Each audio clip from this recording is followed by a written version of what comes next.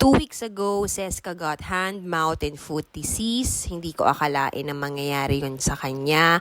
And it's actually frustrating and sad and heartbreaking for a mom like me na mangyari yun. But let me tell you a little backstory. First week of November is my birthday. So nag-celebrate kami.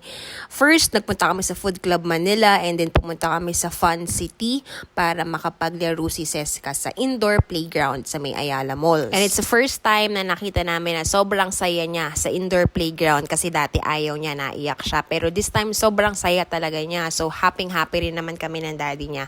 Then, the next day, nanood naman kami ng Taylor Swift movie. So, since hindi pwede si Chingay sa movie house, is nagpunta naman sila sa Kidzuna ng daddy niya para maglaro ulit doon. Itong batang kasing to, medyo favorite niya ngayon mga bola. So, pag nakakita siya ng bola, talagang na-excite siya and talagang gustong-gusto niya. So, okay naman. Nakanood naman kami ng movie na matiwasay. Akala ko nga is in the middle of the movie, kailangan kong umalis para pantayan si Seska, para padudoin siya or what. Pero hindi, okay naman siya so far. Laro lang naman siya ng laro and binantayan naman siya ng daddy niya ng maayos. So, goods tayo doon. And then after that, nagpunta naman kami sa Pico Sands. So, nag-check-in kami sa hotel. Then, nag-swimming and nag-beach si Seska. So, it's her first time going to the beach. Bukod sa bola is tubig yung isa sa favorite niya. Kapag naliligo nga kami niyan, ang tagal namin maligo kasi talagang gustong-gusto niya sa tubig. Tapos, naglalaro pa kami. And then, itong sa beach naman, medyo pagod na kasi siya dito. I don't know kung pagod lang siya or ayaw talaga niya kasi first time lang din naman din niya. So, hindi niya masyadong nagustuhan, lalo na yung sand, naiinis siya. So, okay lang naman at least. It's her first time to experience. Mali mo, next time gusto niya na ulit. Then, ayan, the second day, swimming ulit kami kasi nga gustong-gusto niya talaga ng tubig. Makikita nyo naman sa video na talagang enjoy na enjoy siya.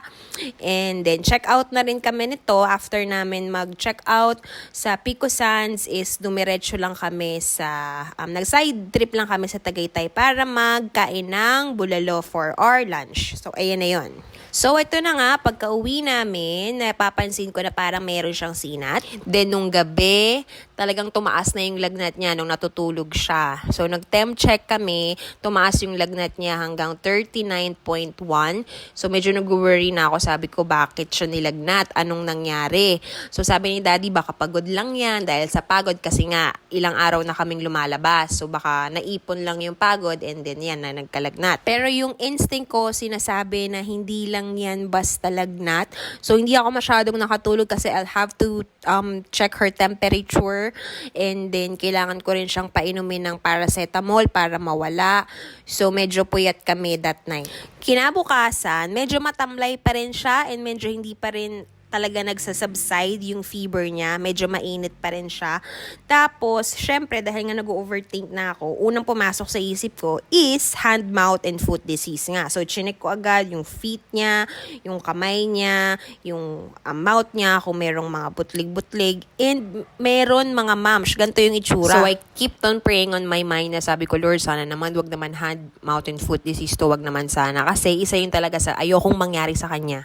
Yung lagnat niya, naging sinat. Then the next day, ayun na, doon na yung nakita ko talaga na yung rashes niya dumadami na. Saka ang bilis niyang mag-progress. From maliit na rashes, talagang bigla siyang dumami, bigla siyang lumobo. We called our pedia, we did teleconsult kasi hindi naman kami pwedeng pumunta sa clinic ba kasi makahawa pa siya. So, ang nireseta sa amin is Camilo Sun Spray for her singaw kasi ang dami rin niyang singaw. So, verified talaga na hand, mouth, and foot disease siya. And then, binigyan kami ng cetirizine para sa mga kate-kate. And then, immunosin. And then, paracetamol para sa mga pain. The first 3 days, sobrang hirap kasi talagang irritable si Seska and then ayaw niyang kumain. Though nakain naman siya, pero alam mo yung hindi yung normal yung pagkain niya kasi paunti-unti. And the reason nga is kasi marami siyang singaw sa ngala-ngala.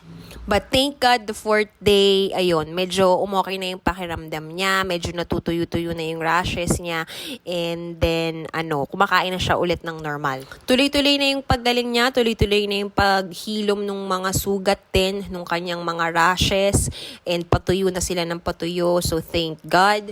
Then after a week, ayun, okay na ulit si Seska. So, saan nakuha? Hindi namin alam specifically kung saan, basta ang alam namin for the last 5 days, gala lang kami ng gala, and then baka nga hindi kami masyadong naging careful kasi nga nagkaroon siya. But I want to let you know, mga mommies, that this is a viral infection and it's mild. So meaning, magkaroon man siya ng rashes, magsugat-sugat man yan, hindi siya magpepeklat, and then gagaling din naman. Yun talaga yung una kong concern kasi sobrang nahahabag ako pag nakikita ko yung mga rashes niya. Baka sobra siyang nasasaktan, nakakatihan. Pero yun nga, after a few days, gumaling naman na din. If you're a mom and magkaroon ng hand, mouth, and foot disease yung anak mo, do not worry kasi even wala siyang vaccine, gagaling naman siya on its own. Pero syempre, kailangan extra careful tayo lalo na paglalabas. So, kailangan lagi tayong may dalang alcohol, hand sanitizer for our baby, and huwag nating hayaang subo siya ng subo sa bibig niya, ng kamay niya, because lately si Seska nagtititing, so ganun yung ginagawa niya.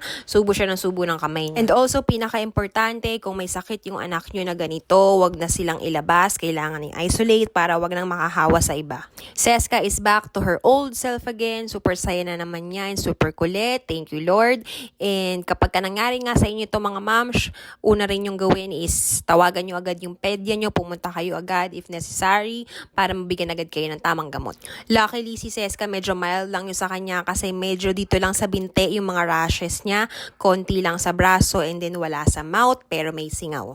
2 weeks na ngayon and all healed na. So, ayun lang. I just want to share our experience. So, para hindi rin mag-worry yung ibang mga moms in case magkaroon yung ganito yung anak niyo. So, if you have any questions, you can PM me, DM me here on Messenger, and I'll try to be responsive as much as I can. So, yun lang. Thank you!